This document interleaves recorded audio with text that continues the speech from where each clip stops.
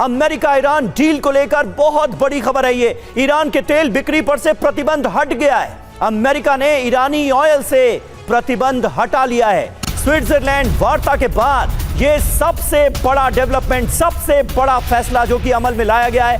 21 अगस्त तक ईरानी ऑयल से तमाम तरह के बैन, सैंक्शंस हटा लिए गए हैं। ये बड़ा फैसला और यहां पर भी ईरान की एक बड़ी जीत सीधे तौर पर नजर आ रही है। अब तक जो सैंक्शंस लगाए गए थे ईरान के तेल को लेकर, उसके नजरिए से देखा जाए तो ये ट्रंप का एक और बड़ा सरेंडर है। और US treasury secretary Scott Bessent का बयान आया है, ईरान को 60 दिन का अस्थायी लाइसेंस जारी किया गया है। 60 दिन तक तेल बेचने के लिए अनुमति दी गई है। तेल प्रोडक्शन, डिलीवरी और बिक्री को मंजूरी दी गई। स्विट्जरलैंड में ईरान के साथ बातचीत अच्छी रही, यह भी कहा गया है।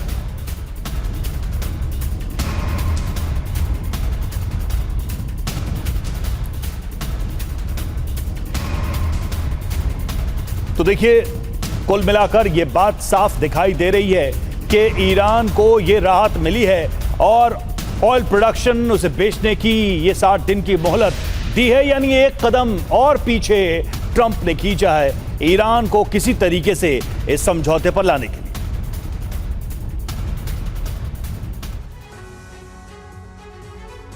तो देखिए, ईरान से हटा प्रतिबंध, अमेरिका का सरेंडर। बड़ी बात क्या है ये आपको दिखाते हैं और साथ ही साथ उसका असर भी बताते हैं। 60 दिन तक तेल बेच पाएगा अब ईरान बिना किसी रोक टोक। दुनिया को महंगे तेल से राहत मिलेगी। इसका सबसे बड़ा और पॉजिटिव असर तो ये है। सवाल ये कि क्या डील के लिए कुछ भी करने को अब डोनाल्ड ट्रंप तैयार हैं? बस किसी भी हाल में जंग दोबारा ना हो जाए, ये डर है। सवाल, क्या ईरान अपनी हर शर्त मनवाने में कामयाब हो रहा है? फिलहाल लगता तो ऐसा ही है, क्योंकि जितनी भी ईरान की मांगे थी वो मानी जा रही। ट्रंप की 5 रणनीति देखिए। तेल की कीमतें और वैश्विक संकट को रोकना, यह पहली मंशा नजर आ रही है।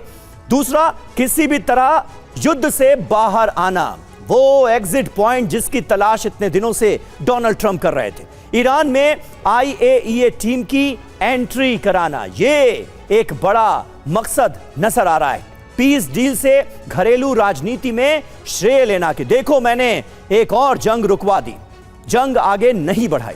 ईरान ने भी हॉर्मुज पर अमेरिका की मांग मानी है। तो ये रणनीति यहां पर ट्रंप की कामयाब होती हुई नजर आ रही है।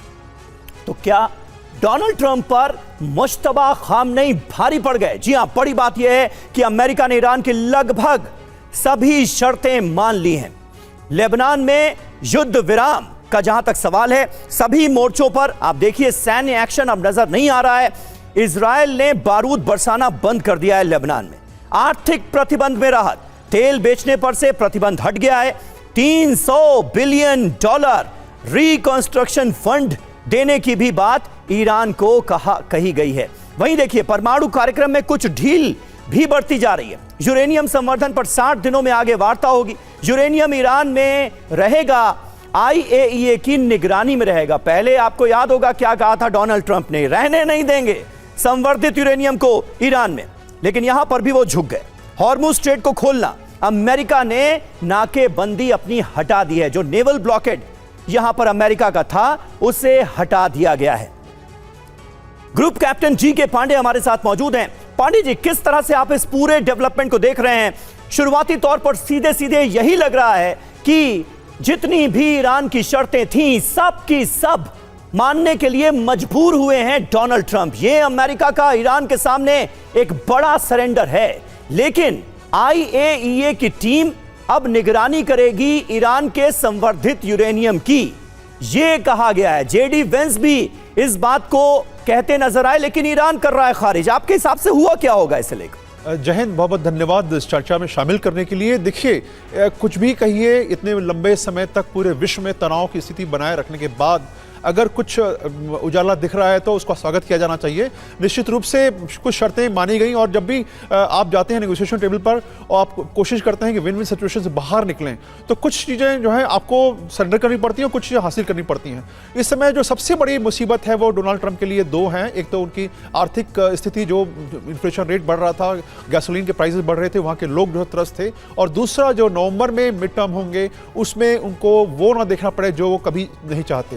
ये दो बहुत बड़ी चीज़ें, प्रेशर है जिसकी वजह से वो शांति चल रही थी। अब बात है कि जो 5 मुख्य बातें डेवलप हुई हैं इन पिछले 4 दिनों में। पहली बात कि जो 60 दिन का जिसका उल्लेख आपने किया कि संख्या हटा दिया गया 21 अगस्त तक, और ये जो कहा गया कि भाई IAEA जा पाएगा लगभग 10 महीने बाद IAEA क्या कि वहाँ पर प्रवेश होगा उस इलाके में अगर पॉसिबल है तो। हालांकि ईरान उसके लिए मना कर रहा है कि ऐसा कोई बात नहीं हुई है। देखना होगा कि आगे क्या होता है। लेकिन जो बाकी मुद्दे हैं कि लेबनान के लिए स्ट्रिक्ट मॉनिटरिंग करेगा यूएस, और एक कॉन्फ्लिक्शन सेल की रचना की गई है ताकि कोई बात हो तो तुरंत उसका निर्माण किया जाए।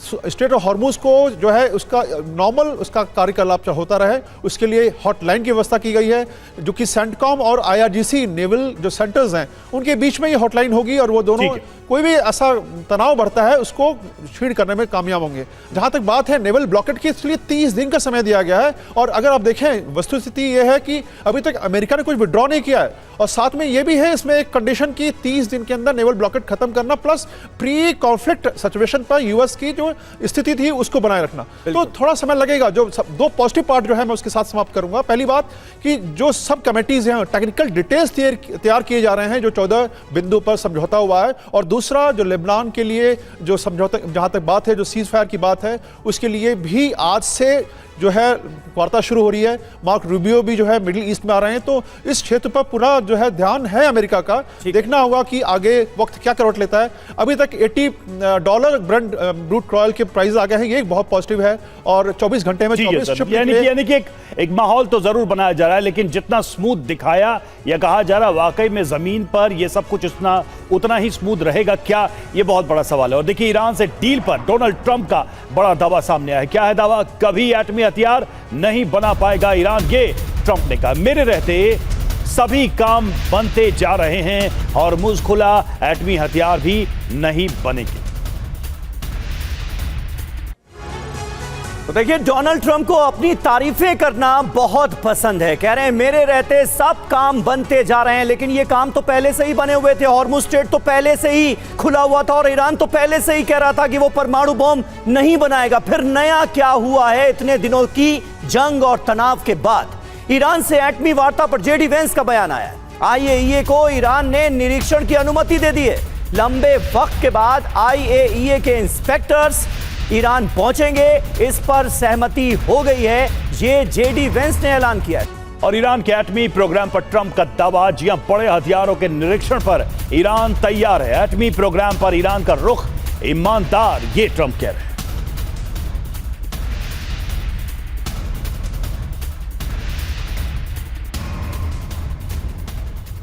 अब देखिए ईरान का क्या पक्ष है, ये भी तो सुनिए। अमेरिका के दावे को ईरान ने पूरी तरह से खारिज कर दिया है। IAEA निरीक्षण पर कोई बातचीत हुई ही नहीं।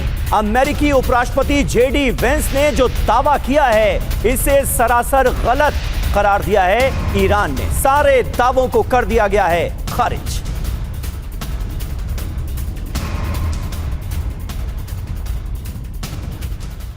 तो न्यूक्लियर हथियार पर तकरार, फिर से युद्ध की जमीन तैयार। जी हां, इस सब मामले में अमेरिका की तरफ से क्या कहा गया है, ईरान की तरफ से क्या कहा गया है, उस पर एक नजर डालते हैं। अमेरिका कह रहा है तेहरान कभी न्यूक्लियर हथियार नहीं बनाएगा। ईरान कह रहा है कि एटमी हथियार पर अभी बातचीत फाइनल नहीं है। ईरान ने अपना स्टैंड क्लियर किया।